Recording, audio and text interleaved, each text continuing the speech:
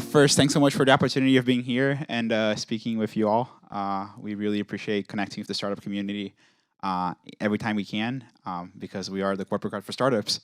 Just going into a little bit about, chasing the American dream, I think is kind of the latest years of what I've been doing. But I think my background, we have to trace back on kind of like how I started coding, which I think happened quite a while ago.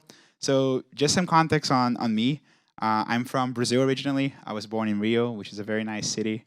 I actually started coding when I was 8 or 9 years old. Not really sure why, but just I wanted to control the computer somehow. And then I started, I figured out that I had to learn this language called C++, which was not the best language to start coding with. I started Googling how to code. I read some books that I found.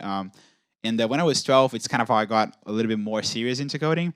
So that was around the same time that Apple launched the iPhone in the US. And if you remember back then, in 2009, the iPhone was sold with AT&T.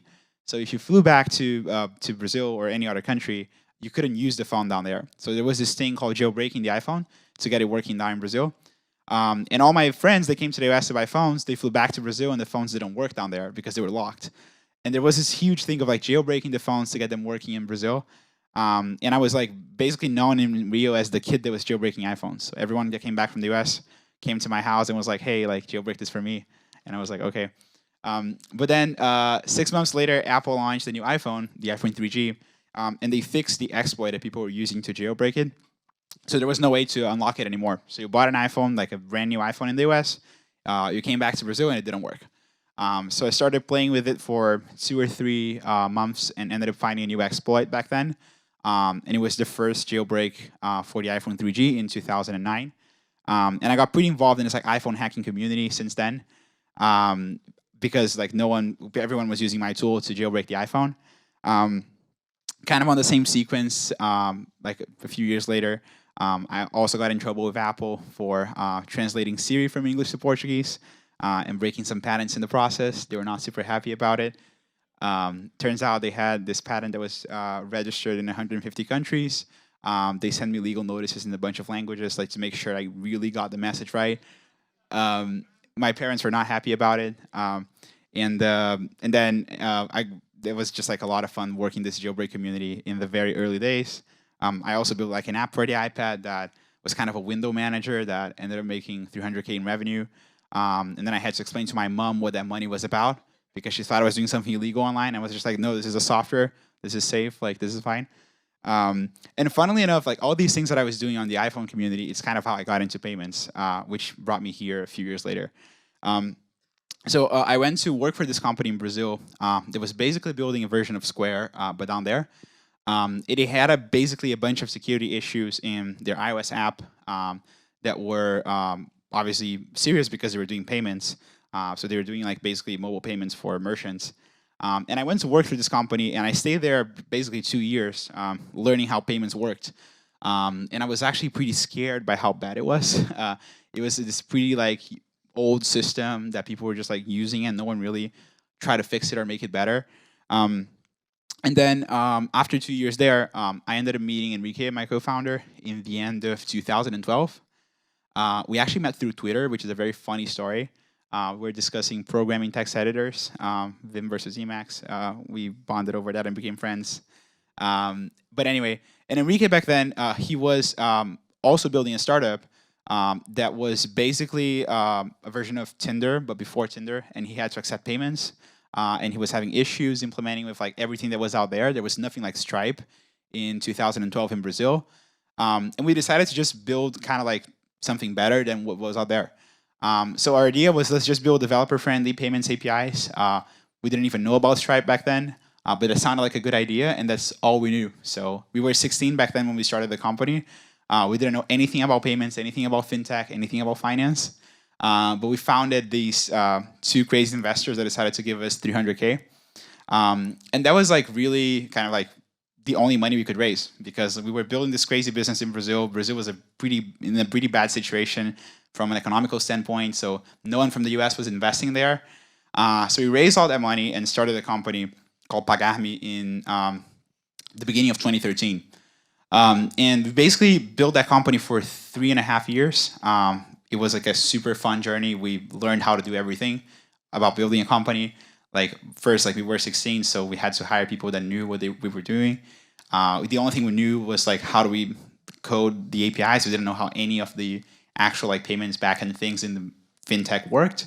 But it was like a super fun journey because we built a company to like 150 people, and we became the third biggest player in Brazil in payments in a little bit over 3 years. We're probably doing like $1.5 billion in GMV when we sold the company. It was just kind of like a first version of how to build a company. And I think there was a couple of like lessons that we got from that. I think the first one is that like we didn't have access to venture capital, so our only option was to be cash flow positive since day one. Actually, since probably day, I don't know, 90. So we were, since the beginning, we were very kind of like ruthless about like how do we build things that generate value to people, because like not because like that's like kind of what you should do, but because we didn't have any other option. If we were not cash flow positive by the end of the month, like we wouldn't be able to pay people's salaries and we would have to go bankrupt. And that kind of discipline, even like forced, was really good for us because it made us really like understand what customers cared. And I think we ended up building some pretty interesting products down there that were super interesting. Meanwhile, in that story, while we were working and building the company, Henrique decided to apply to Stanford. And Henrique always wanted to study abroad, and he convinced me to apply like basically 2 months before the deadline. So there was like this year in 2013 where I was basically kind of like trying to bootstrap the company, living in Rio. The company was in São Paulo, which is like 500 miles away, in high school, and applying to college in the US. It was not a super fun year. But I ended up deciding to apply. We both got in. And then we started to defer our admission as much as we could because we're building the company.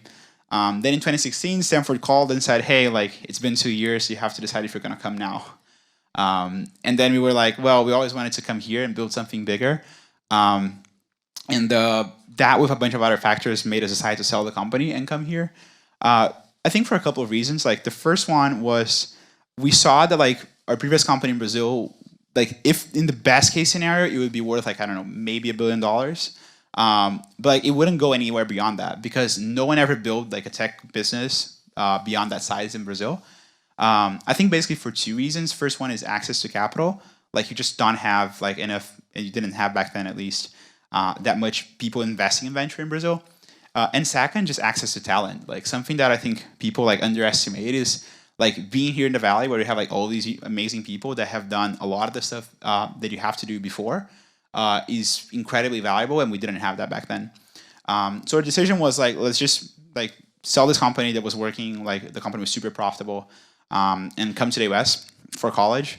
And when we came to Stanford, like the initial idea was let's just go for college, like stay for a year, chill, like we've been working for 3.5 years nonstop. And then we figured out what's next, but it didn't work. After 6 months in, we dropped out of Stanford and got into IC. and on YC, we actually got in with a pretty crazy idea. This augmented reality stuff that we were thinking about. Like we did payments, and then like we were like, yeah, like payments is too complicated. Like let's just do something simpler that is actually cool. We went to this Microsoft store like in Palo Alto Mall, and we tested like Oculus, and we were like, that's amazing. Let's just do that. We got into IC with that idea. And it turned out that VR is a hardware problem. We didn't know anything about hardware. But on YC, we saw that 80% of the companies couldn't get a corporate card. Like all of our friends, they literally went to the bank, they tried to get a credit card, and they were rejected. And that was kind of weird, right? Because those companies, they had money in the bank. So it's not that they wouldn't be able to pay their statements. So we wanted to understand kind of like a little bit what was going on. And the banks were basically going to the startups and saying, hey, like you have to be in business for a year. You need to have like all this revenue history and all of that. But like it didn't really matter because they had the cash. So we were like, that's kind of broken, right? And then basically the initial idea of Brex was let's just build a corporate card that you sign up. We see how much money you have in your bank, and we give you a card. That was kind of like plain simple. And then we started like figuring out what was going on and how to actually build this. And we saw it was a little bit more complicated than it sounded. Like the reason no one ever built that before is not because no one thought of it. Like building corporate cards is a pretty, like I think, simple idea. The execution was really challenging. And I think what we realized, which I think is kind of interesting on our background, is like like a lot of the stuff that we needed to start this company were basically possible because we built a very similar company before. So I think like something that we learned that I think was super relevant for us is like make sure like you build something like that leverages your previous experience. So like I think like I started thinking about like payments like in 2011, and like just like seeing that like for like a while, we just build like kind of a mental model of like how these things should work, which is like super helpful. So like our previous company, like different than Stripe, like in Brazil, you have this very unique thing called prepayments. So you basically have a credit side of payments that is super relevant. And the company at the end was regulated by the central bank like a bank. And when we came to the US, like at Brex, like the three biggest challenges we had was first, we had to build the tech. Second, we needed to understand a lot about the regulatory environment. And third, we needed to understand a lot about finance because we're giving credit, right? And all these things, like in one way or the other, like we had kind of done that before. And so we were like in kind of this unique position of just kind of like doing the same thing on the other side of the payment chain, on the issuing side and not on the merchant side. And that for us was kind of super unique. So I think like that's like what we did that was very different was just doing the same thing for like a long time and just kind of executing on it, and just exploring the different flavors of what you can do with what you've done before. And then I think on Brex, like we got a few things kind of right.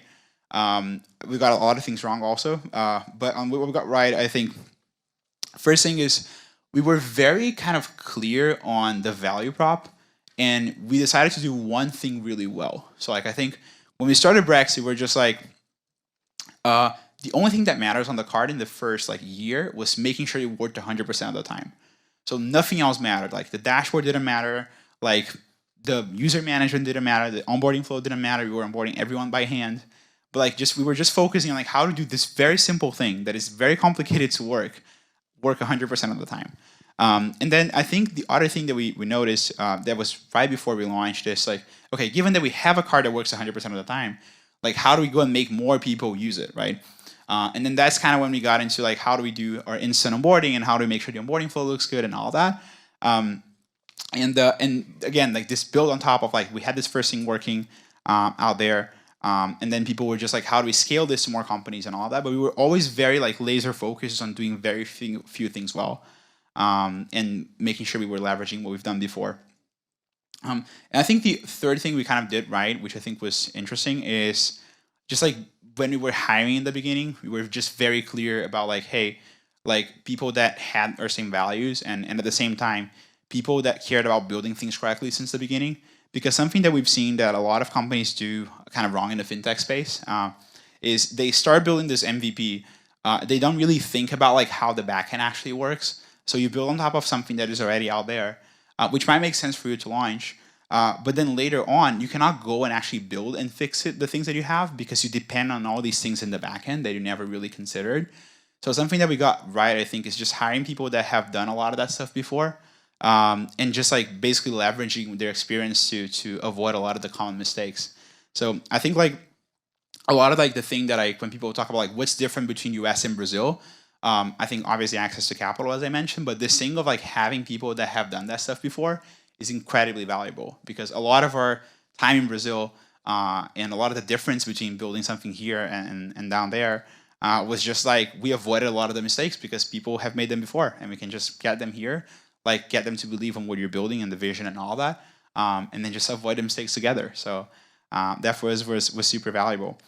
And I think more broadly on Brex, like I think what we realized, like I think more in the longer term is like we always had this idea of like how do we like expand this like beyond, and we saw that like credit cards for startups is just like the place to start. Obviously, like getting corporate cards is not a problem unique to startups. And when you look at like a company like Amex and what they've been doing for like literally 150 years, actually Amex was a railroad company before, which is super interesting. It's just fascinating kind of the amount of opportunity that you have. And I think the reason we came to the US initially was kind of like that first thing of like our company was capped in the best case scenario to be worth like $1 billion, and not really being like something massive that could take over everything.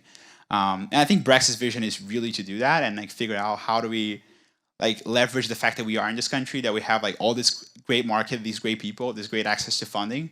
We're super fortunate to be here to do something that is impactful and that just changes the space and no one tackled for for the last literally 40 years. And yeah, that's pretty much what we're doing at Brex. And yeah, I'll just take over some questions. So, thank you. First one is, how do you launch a product quickly in a heavily regulated industry? So that's a great question. I think there's a couple of things. Like, first thing is just being very disciplined about understanding what lawyers actually mean. So like when we went to launch, like one of the features that we have on Brex is instant onboarding. So you go to our website, you sign up, and you get a card right away.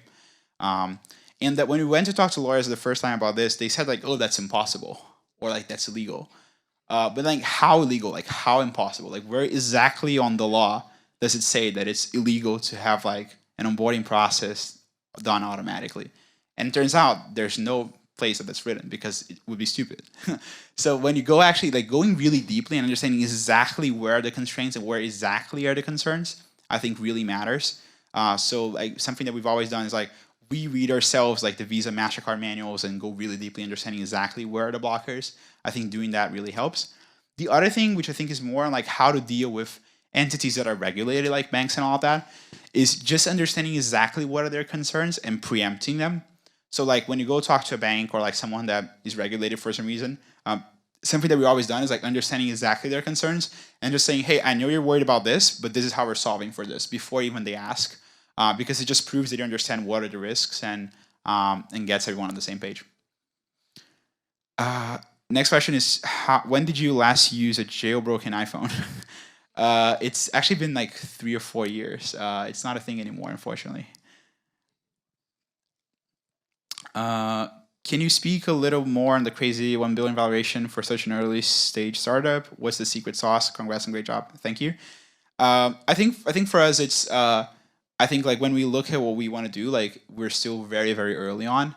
I think the reason we were super fortunate to raise at this valuation recently was a lot because of like just early traction. Like I think we in the very beginning, like with the thing that I was talking about, the value prop, kind of really makes sense, because if you're a startup today, getting a corporate card is a nightmare, and we did it easier. And I think it's kind of like this better, faster, cheaper type of thing that when we launched, like we like in 6 months, like it was just the growth was just kind of there, and people saw it. And I think the other thing that for us was really beneficial is like the startup community is really small, as we know.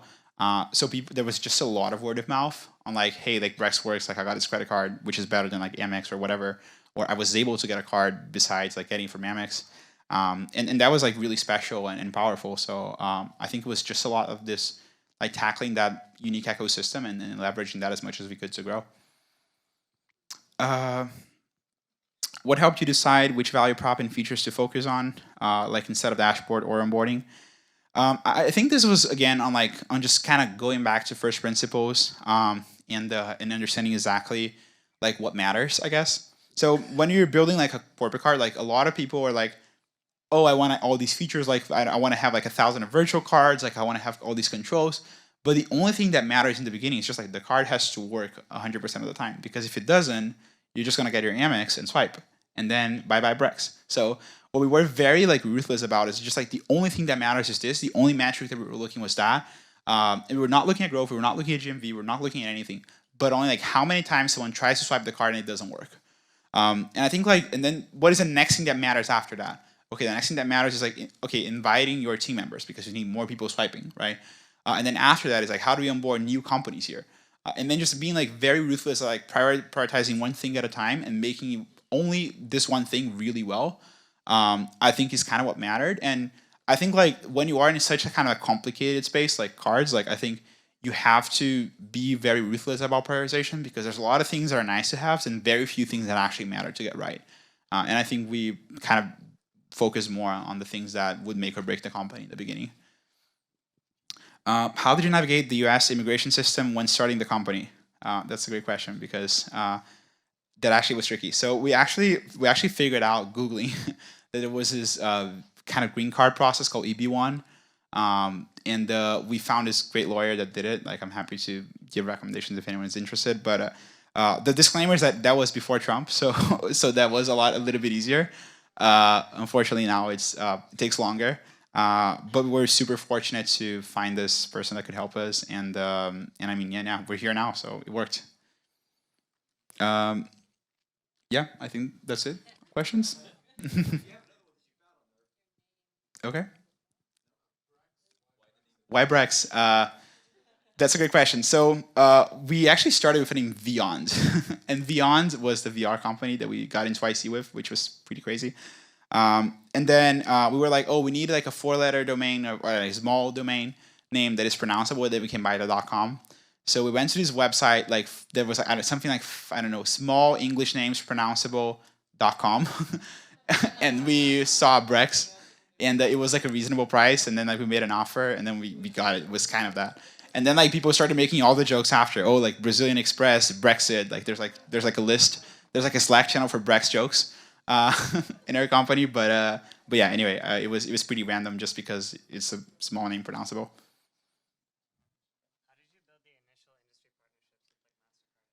How do we initial industry partnerships?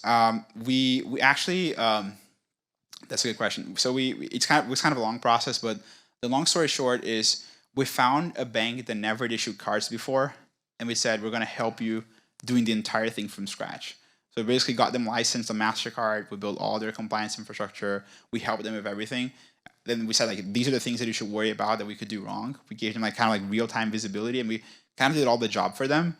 And at the same time, we hired a lot of people that have done that stuff before. Like our general counsel was the second lawyer at Stripe, so he's done that stuff before. So it was a combination of going to someone that had a lot to gain, never did that before, and having people internally that have done this process. Cool. Thank you.